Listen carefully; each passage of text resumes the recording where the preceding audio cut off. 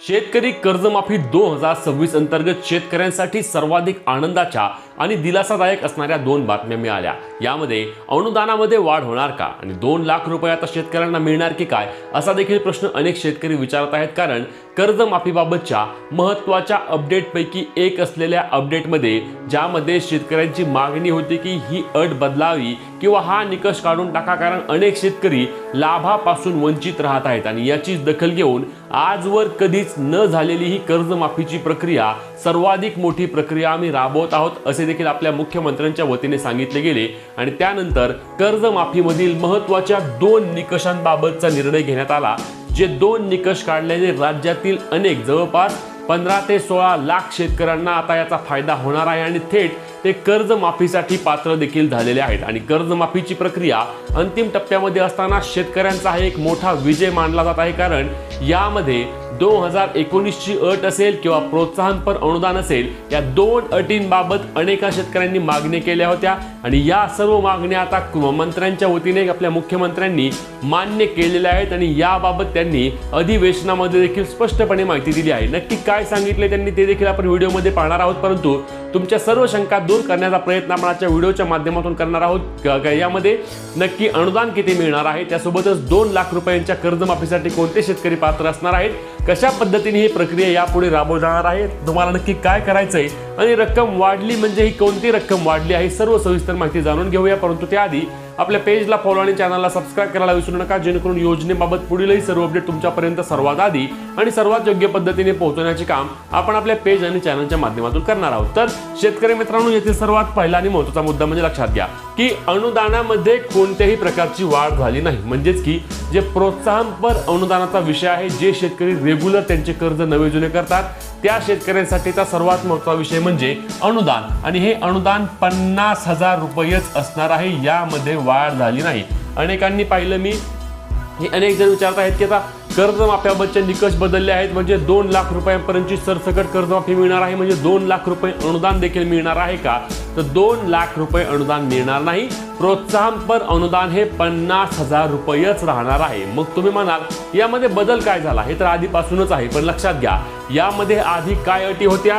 तर यामध्ये आधी अशा अटी होत्या की मागील 3 वर्षांपैकी कोणत्याही 2 वर्षांमध्ये तुम्ही तुमचे कर्ज नवे जुने केलेले असावे आणि त्यासोबत चालू वर्षाचे देखील कर्ज तुम्हाला भरणे आवश्यक होते, म्हणजेच की चालू वर्षामध्ये देखील तुम्हाला कर्ज नवे जुने करायचे होते आणि हे कर्ज नवे जुने केल्यानंतरच तुम्ही पुढील पात्र होणार होता। म्हणजेच की तुम्हाला जर 50,000 रुपये मिळायचे असतील तर तुम्हाला चालू वर्षाचे कर्ज नवे जुने भरणे बंधनकारक करण्यात आले होते आणि ही अट काढून टाकावी अशी मागणी राज्यातील सर्व शेतकऱ्यांची होती आणि त्यामुळे आता ही अट काढून टाकण्यात आलेली आहे। आता मागील 3 वर्षांपैकी कोणत्याही 2 वर्षांमध्ये तुम्ही तुमचे कर्ज नवे जुने केले असल्यास तुम्हाला 50,000 रुपये प्रोत्साहनपर अनुदान स्वरूपात तुमच्या बँक खात्यावरती डीबीटीच्या माध्यमातून जमा होणार आहेत। कोणत्याही प्रकारची अडचण तुम्हाला त्या ठिकाणी येणार नाही। म्हणूनच जे चालू बाकीदार शेतकरी आहेत ज्यांचा प्रश्न होता की अनुदानामध्ये वाढ झाली का, रक्कम वाढून मिळणार का, तर रक्कम वाढून मिळणार नाही, जास्तीत जास्त 50,000 रुपये मिळणार आहेत। म्हणजे लक्षात घ्या जास्तीत जास्त मी का म्हणतोय, जर तुमच्यावर 37,000 रुपये कर्ज आहे आणि तुम्ही तेवढेच नवे जुने करता तर तुम्हाला 37,000 रुपयेच मिळणार आहेत, तुम्हाला 50,000 रुपये मिळणार नाहीत। ज्या शेतकऱ्यांकडे 1.5 लाख रुपये कर्ज आहे आणि ते शेतकरी कर्ज नवे जुने करतात तर त्यांना हे 50,000 रुपये मिळणार आहेत जास्तीत जास्त, अशा पद्धतीने असणार आहे। आता महत्त्वाची दुसरी अट बदलली ती म्हणजे 2019 मध्ये ज्या शेतकऱ्यांनी कर्जमाफीचा लाभ घेतला होता त्यांना 50,000 रुपये केवळ कर्जमाफी मिळणार होती, इतर सर्व रक्कम त्यांना बँकेमध्ये आणून भरायची होती, त्यांना 2 लाखांची माफी होणार नव्हती आणि ती देखील अट आता काढून टाकण्यात आली आहे। म्हणजेच की आता 2019 मध्ये जर तुम्ही कर्जमाफीचा लाभ घेतला असेल तरी देखील तुम्ही 2 लाखांच्या कर्जमाफीसाठी डायरेक्ट पात्र होता, यामध्ये कोणत्याही प्रकारची अडचण तुम्हाला येणार नाही। म्हणूनच कर्जमाफीबाबतच्या या 2 महत्त्वाच्या निकषांमध्ये बदल झाले आहेत, इतर अनुदान वाढ वगैरे कोणताही निर्णय घेण्यात आला नाही। या 2 नियमामध्ये बदल झाला याची आपण सविस्तर माहिती बघितलेली आहे, पण मित्रांनो आता आपल्याला फार्मर ID काढणं जरुरी आहे, कारण बऱ्याचशा शेतकऱ्याकडे अद्यापपर्यंत फार्मर ID नाही आहे, त्यामुळं लवकरच फार्मर ID काढावं लागणार आहे आणि जो फार्मर ID असेल आणि आधारीकरणसुद्धा कंप्लीट करणं जरुरी आहे, कारण त्याशिवाय आपल्याला कर्जमाफी मिळणार नाही। आता कोणतीही जर शासकीय योजना असतील शेतकऱ्यासाठी तर त्यासाठी फार्मर ID हा अत्यंत महत्त्वाचा आहे। जसं आधार कार्ड, पॅन कार्ड आणि फार्मर ID महत्त्वाचे आहे. त्याप्रमाणे आपल्याला हे सर्व डॉक्युमेंट बँके अकाउंटशी लिंक करणं जरुरी आहे.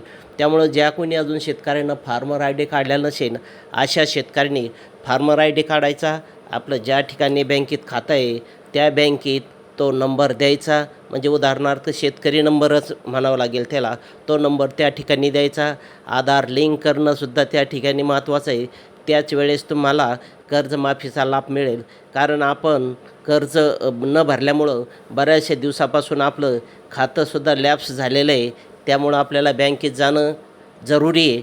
आणि अकाउंट नंबरला पॅन कार्ड असेल, आधार नंबर असेल, फार्मर आय डी असेल, हे संलग्नीकरण करणं तुमच्या खात्याला जोडणं आवश्यक आहे. कारण यानंतर ज्यावेळेस तुम्हाला नवीन कर्ज जर घ्यायचं असेल तर फार्मर आय डी जरुरी आहे. कारण यापूर्वी बऱ्याचशा लोकांनी फार्मर आय डी काढलेला नाही. 2005 पूर्वी हा फार्मर आय डीची आवश्यकता नव्हती.